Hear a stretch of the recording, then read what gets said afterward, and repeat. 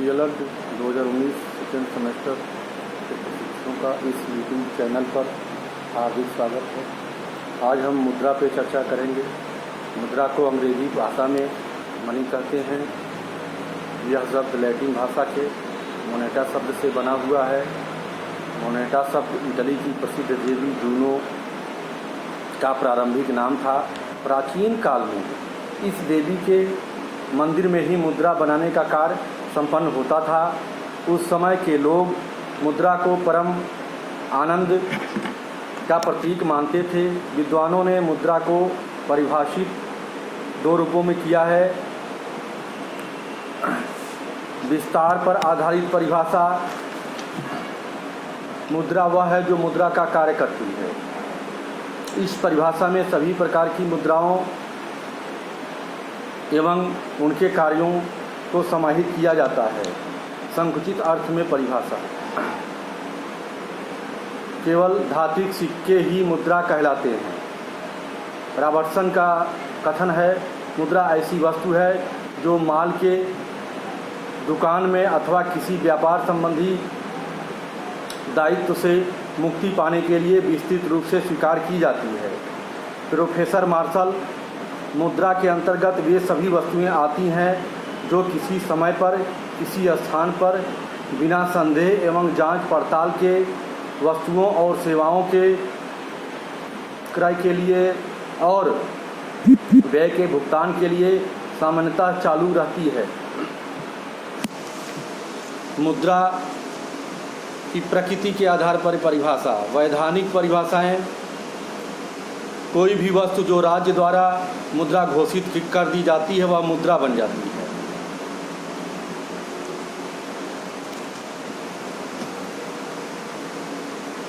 वर्णनात्मक परिभाषाएं, मुद्रा का प्रयोग विनिमय के माध्यम से और मूल्य के मान दोनों को ही संबोधित करने के लिए किया जाता है।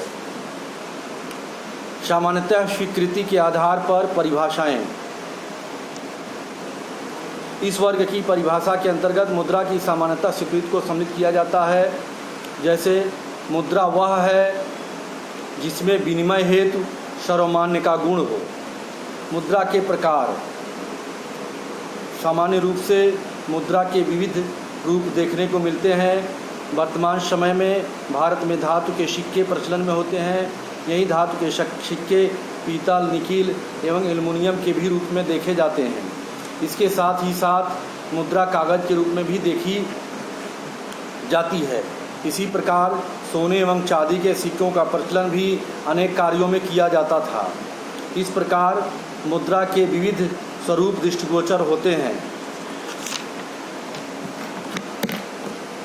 प्रकृति के आधार पर मुद्रा का वर्गीकरण। वास्तविक मुद्रा का आशय उस देश में चलने वाली मुद्रा से होता है। देश के अंदर समस्त भुगतान वास्तविक मुद्रा के रूप में ही स्वीकार किए जाते हैं। भारत में नोट एवं सिक्के वास्तविक मुद्रा के रूप में स्वीकार किए जाते हैं। 1 रुपये के नोट से लेकर के 2000 रुपये के नोट सिक्के वास्तविक मुद्रा का उदाहरण हैं। हिसाब किताब की मुद्रा। कुछ मुद्राएं ऐसी होती हैं जो कि हिसाब किताब के रूप में प्रयुक्त होती हैं। जैसे भारत में बैंक या चेक के माध्यम से हिसाब किताब रखा जाता है। खाते में चेक के माध्यम से धन जमा होने पर उसका हिसाब किताब रुपए एवं पैसे में रखा जाता है। इस प्रकार के हिसाब किताब की मुद्रा का उपयोग व्यवहार में व्यापक रूप से किया जाता है। वैधानिक आधार पर मुद्रा का वर्गीकरण। विधिग्राही मुद्रा। इस प्रकार की मुद्रा में कानूनी शक्ति का समावेश होता है। इस प्रकार की मुद्रा को कोई भी व्यक्ति स्वीकार करने से मना नहीं कर सकता। ऐसा करने पर उसे दंड दिया जा सकता है। असीमित विधिग्राही मुद्रा। असीमित विधिग्राही मुद्रा के अंतर्गत उन सभी नोटों को सम्मिलित किया जा सकता है जिसके माध्यम से भुगतान किया जाता है। सीमित विधिग्राही मुद्रा। सरकार द्वारा प्रचलित सिक्कों को एक सीमित विधिग्राही मुद्रा के रूप में स्वीकार किया जा सकता है।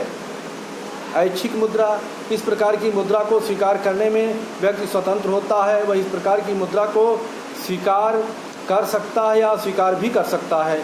जैसे जब आप किसी दुकानदार से सामान लेने जाते हैं तो आप उस सामान का भुगतान चेक या ड्राफ्ट द्वारा करना चाहते हैं।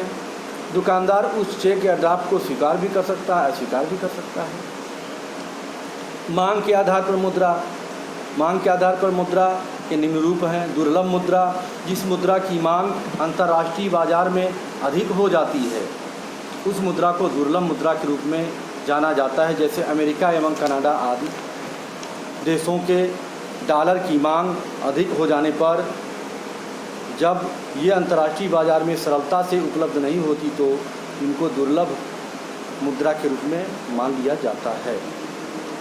सुलभ मुद्रा, जो मुद्रा सरलता से प्राप्त हो जाती है उसे सुलभ मुद्रा के नाम से जाना जाता है।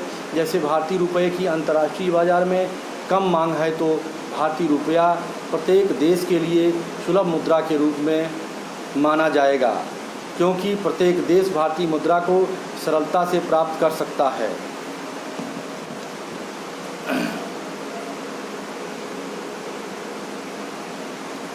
प्रमाणिक मुद्रा और सांकेतिक मुद्रा में अंतर। प्रमाणिक मुद्रा, सांकेतिक मुद्रा, यह देश की प्रधान मुद्रा मानी जाती है। सांकेतिक मुद्रा देश की सहायक मुद्रा मानी जाती है। प्रमाणिक मुद्रा का अंकित मूल्य उसके वास्तविक मूल्य के बराबर होता है, जबकि सांकेतिक मुद्रा का अंकित मूल्य इससे वास्तविक मूल्य से अधिक होता है। प्रमाणिक मुद्रा की स्वतंत्र ढलाई होती है, जबकि सांकेतिक मुद्रा की सीमित ढलाई होती है। प्रमाणिक मुद्रा और सीमित विधिग्राह्य मुद्रा होती है, जबकि सांकेतिक मुद्रा सीमित विधिग्राह्य मुद्रा होती है। यह मुद्रा शुद्ध धातु की बनी होती है, जबकि सांकेतिक मुद्रा अशुद्ध या निम्न धातु की बनी होती है। प्रमाणिक मुद्रा देश की वस्तुओं एवं सेवाओं का आकलन किया जाता है, और जबकि सांकेतिक मुद्रा के द्वारा वस्तु का मूल्य नहीं आंका जा सकता, वरन सहायक मुद्रा का कार्य करती है। इसी के साथ हम संपन्न करते हैं आज यहीं तक, फिर इसके आगे अगले क्लास में। धन्यवाद।